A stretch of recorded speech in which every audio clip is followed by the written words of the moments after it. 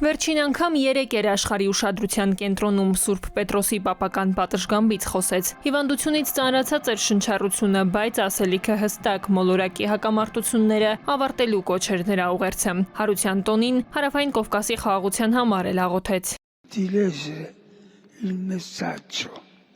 Ժամեր անց արդեն չեն լռում աշխարհի կաթոլիկ եկեղեցիների զանգերը, պաշտոնական աղբյուրները հայտնում են, ամիսներ տևած թոքաբորբից հետո 88 տարեկանում Ֆրանցիսկոս Սրբազան քահանայապետը Տոմուս Սանտա Մարթայի իր բնակավայրում հոգին ավանդել է։ Երեք աղոթում էր այս հրապարակում բազմության առաջ, այսօր մարդիկ հավաքվում են դարձյալ այստեղ, նրա մահվան գույժը լսելուն պես։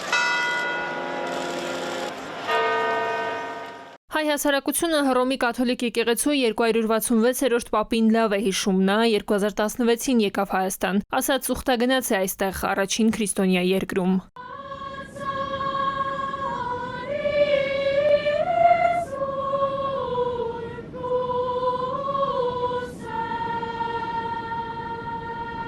Պապը աշխարհահռչակ լրատվամիջոցների բերեց Հայաստան։ Մի քանի օր աշխարհի ուշադրությունը առաջին քրիստոնյա երկրին էր սևեռված, որտեղ Պապը անդրադառնալով 1915 թվականի իրադարձություններին նախ օգտագործեց մեծ եղեռն տերմինը, ապա ավելացրեց ցեղասպանություն եզրույթը։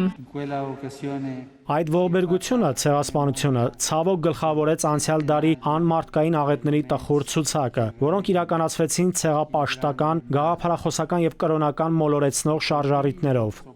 Ելույթի նախապես գրված այս տեքստում, սակայն ցեղասպանություն, գենոցիդ բառ չկար, դա իմպրովիզ էր։ Պապը հետո պնդեց, չի հրաժարվում այդ ձևակերպումից։ Պոնտիֆիկոսի այս հայտարարությունը տակնուվրա արեց ամբողջ թուրքական աշխարհը։ Հայաստանյան պատմական այցի ընթացքում Ֆրանցիսկոսը եղավ Ծիծեռնակաբերդի հուշահամալիրում, Գյումրիում, Խորվիրապում։ Էկումենիկ արարողություն տեղի ունեցավ Հանրապետության հրապարակում, Մայրաթոռում Պապը մասնակցեց Կիրակնօրյա պատարագի։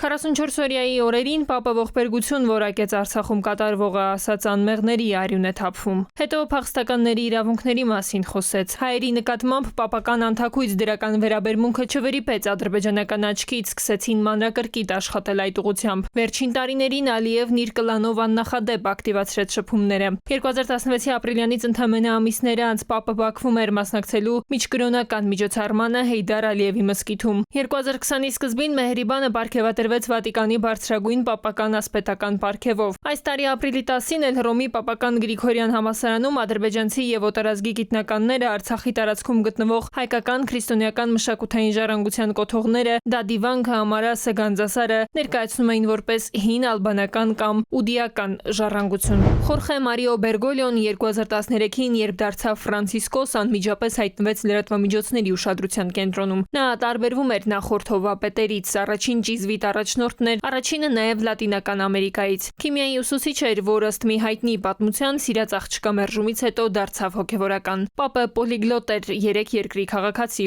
Սիրում էր ֆուտբոլ, կարդում գրքեր, անում բարեգործություն, սուրճ խմում Վատիկանի սրճարաններում, ակտիվ էր Թվիթերում ու երթման համաձայն երբեք հեռուստահաղորդումներ չէր դիտում։ Տիգրան Ուրգենյան, ժամը լրատվական։